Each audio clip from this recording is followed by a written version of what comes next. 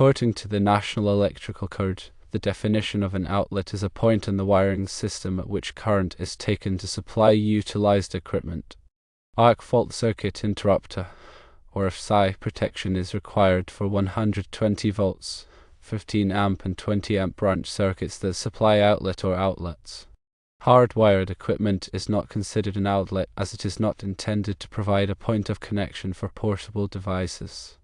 In the described case, the 120 volts fractional horsepower fan is hardwired and does not provide a point of connection for portable devices. Therefore, the splice box located inside the unit is not considered an outlet according to the NEC definition. Based on the NEC definitions, the 120 volts fractional horsepower fan and hydronic heater in a bedroom does not require AFCI protection as it is not considered an outlet.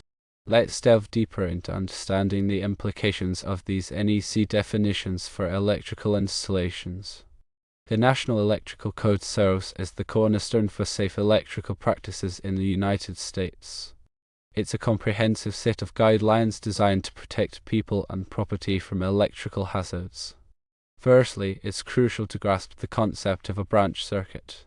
A branch circuit is essentially the wiring between the final overcurrent protective device, such as a circuit breaker, and the outlets. These outlets directly supply power to connected equipment. Secondly, consider the role of AFCI protection. AFCIs are specialized circuit breakers that detect arc faults. Arc faults are dangerous electrical conditions characterized by unintended electrical discharges. They can occur due to damaged wiring, loose connections, or insulation breakdown. They pose a significant fire risk. AFCIs are designed to quickly interrupt the circuit when an arc fault is detected, preventing potential fires. Thirdly, the NEC mandates AFCI protection for specific types of branch circuits.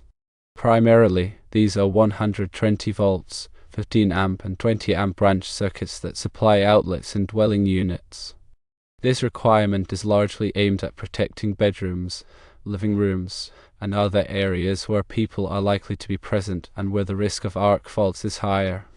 The core question revolves around whether a hardwired device, like the fan motor in the hydronic heater, constitutes an outlet under the NEC definition. The NEC definition of an outlet is very specific. It refers to a point in the wiring system where current is drawn to supply equipment. However, and this is key, it implies a degree of accessibility and intended use for connecting portable or readily changeable devices. Hardwired equipment, on the other hand, is permanently connected to the electrical system. It's not designed for easy disconnection or replacement. The wiring is typically run directly to the equipment's internal junction box or control panel. This distinction is critical. The NEC generally doesn't consider hardwired equipment to be outlets in the conventional sense. Therefore, the requirement for AFCI protection on branch circuits supplying outlets typically doesn't extend to circuits solely serving hardwired equipment. However, exceptions and nuances do exist. Local amendments to the NEC can sometimes introduce stricter requirements. It's always essential to consult the specific electrical codes adopted by the local jurisdiction where the installation is taking place. In the described scenario, the 120 volts fractional horsepower fan in the hydronic heater is hardwired. It's not providing a point of connection for plugging in lamps, appliances, or other portable devices. Its sole purpose is to drive the fan within the heater unit. Therefore, the NEC definition wouldn't categorize it as an outlet that necessitates AFCI protection. The splice box inside the heater, where the wiring connections are made to the fan motor, is simply an enclosure for making those connections. It doesn't transform the hard-wired fan into an outlet. Some might argue that the splice box could be considered a point where current is taken to supply the fan. However, this interpretation stretches the definition of an outlet beyond its intended scope. The taking of current in the context of an outlet implies a more readily accessible and general-purpose connection point. It's also important to consider the practical implications. Requiring AFCI protection for every hardwired device, no matter how small or specialized, would significantly increase the cost and complexity of electrical installations. It could also lead to nuisance tripping of AFCIs due to the characteristics of certain motor loads. The NEC aims to strike a balance between safety and practicality. Its requirements are generally based on a risk assessment approach, targeting the most common and hazardous situations. That said, it's always good practice to ensure that any electrical installation is performed by a qualified and licensed electrician. They will be familiar with the latest code requirements and can ensure that the work is done safely and in compliance with all applicable regulations. Moreover, it's essential to maintain electrical equipment in good working order. Regularly inspect wiring, connections, and devices for signs of damage or wear. Replace any faulty components promptly. Consider also that while AFCI protection might not be strictly required by code for this specific application, it doesn't mean it's prohibited. In some cases, adding AFCI protection even beyond the code requirements might provide an extra layer of safety. However, it's crucial to ensure that the AFCI breaker is compatible with the type of load being supplied. Certain types of motors or electronic devices can cause nuisance tripping of AFCIs if they are not properly matched. To summarize, based on the NEC definition of an outlet, a hardwired 120 volts fractional horsepower fan in a hydronic heater does not require AFCI protection. This is because it's not considered an outlet intended for supplying portable devices. However, it's essential to consult local codes and regulations to ensure compliance with all applicable requirements. It's also recommended to have electrical work performed by a qualified electrician to ensure safety and code compliance. The interpretation of the NEC is not always straightforward, and specific situations may require careful evaluation. Understanding the underlying principles and consulting with experienced professionals is always the best approach to ensuring safe and compliant electrical installations. Remember that the NEC is updated regularly, so it's crucial to stay informed of the latest changes. These updates often reflect advancements in technology, new safety concerns, and evolving best practices. By staying informed and following the guidance of qualified professionals, we can all contribute to creating safer electrical environments in our homes and workplaces. Let's explore further nuances that might arise in similar scenarios. Imagine the same hydronic heater is located not in a bedroom but in an unfinished basement. In this instance, the NEC might have different requirements for the wiring method and the type of protection needed. Unfinished basements often require wiring to be run in conduit or protected against physical damage. Also, depending on the specific circumstances, ground fault circuit interrupter, or GFCI, protection might be required for certain outlets in unfinished basements.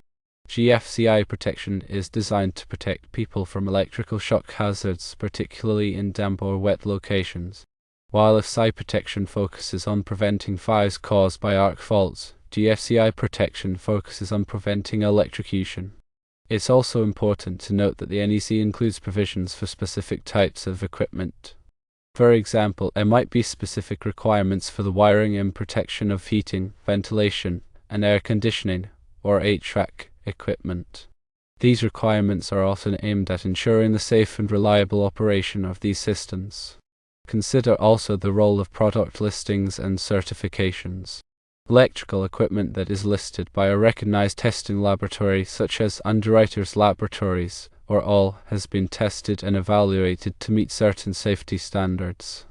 Using listed equipment is always recommended as it provides assurance that the equipment has been designed and manufactured to minimize electrical hazards. When installing electrical equipment, it's crucial to follow the manufacturer's instructions carefully. The instructions will typically provide guidance on proper wiring, grounding, and protection requirements. Deviating from the manufacturer's instructions can void the warranty and potentially create safety hazards. Proper grounding is another essential aspect of electrical safety. Grounding provides a path for fault current to flow back to the source, allowing the circuit breaker to trip and to energize the circuit. This helps to prevent electrical shock hazards and reduce the risk of fire. The NEC specifies detailed requirements for grounding electrical systems and equipment. These requirements are designed to ensure that the grounding system is effective and reliable.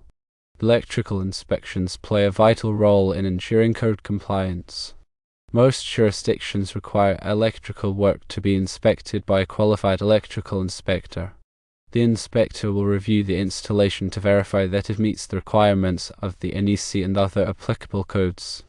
Passing the electrical inspection is essential for obtaining a certificate of occupancy or other required permits. Continuing with our exploration, let's consider a scenario where the hydronic heater is a permanently installed baseboard heater instead of a unit with a fan. In this case, the heating element itself would be hardwired, and there would typically be no motor or other moving parts involved.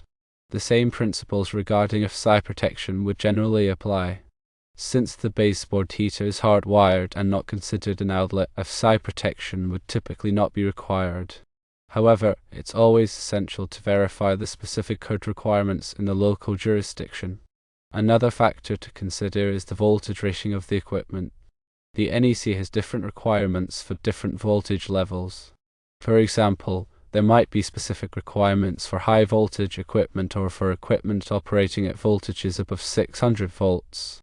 The requirements for low voltage equipment, such as 12 volts or 24 volt systems, are often less stringent than those for higher voltage systems. This is because low voltage systems are generally considered to be less hazardous. It's also important to understand the different types of overcurrent protection devices. Circuit breakers and fuses are the two most common types of overcurrent protection devices. They are designed to interrupt the circuit when the current exceeds a predetermined level. Circuit breakers are reusable, while fuses must be replaced after they blur.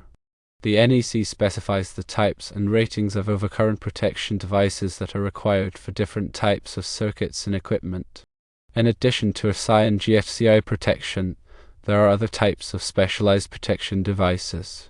Surge protective devices, or SPDs, are designed to protect equipment from voltage surges caused by lightning or other events. SPD are often installed at the service entrance of a building to protect the entire electrical system. Another type of protection device is a ground fault protection of equipment, or GFP device. GFP devices are designed to protect equipment from damage caused by ground fault. They are often used in industrial or commercial settings where equipment is most susceptible to ground faults. The NEC also includes requirements for wiring methods. Wiring methods refer to the ways in which electrical conductors are installed and protected. Common wiring methods include conduit, cable, and wireways. The NEC specifies the types of wiring methods that are permitted for different applications. The choice of wiring method depends on factors such as the environment, the voltage level, and the type of occupancy. Consider also the requirements for electrical boxes and enclosures. Electrical boxes and enclosures are used to protect wiring connections and electrical devices. They must be properly sized and installed to provide adequate protection. The NEC specifies the types of electrical boxes and enclosures that are permitted for different applications. It's important to note that electrical work can be dangerous if it's not performed properly. It's always recommended to hire a qualified and licensed electrician to perform electrical work. A qualified electrician will have the knowledge, skills, and experience to perform the work safely and in compliance with all applicable codes and regulations. Attempting to perform electrical work without proper training can lead to electrical shock, fire, or other hazards. Remember to always energize the circuit before working on electrical equipment. Use a voltage tester to verify that the circuit is de-energized before touching any wires or components. Wear appropriate personal protective equipment, such as safety glasses and gloves. Follow safe work practices and avoid taking unnecessary risks. Electrical safety is everyone's responsibility. By understanding the basics of electrical safety and following safe work practices, we can all help to prevent electrical accidents and injuries. Stay informed, stay safe, and always consult with qualified professionals when in doubt.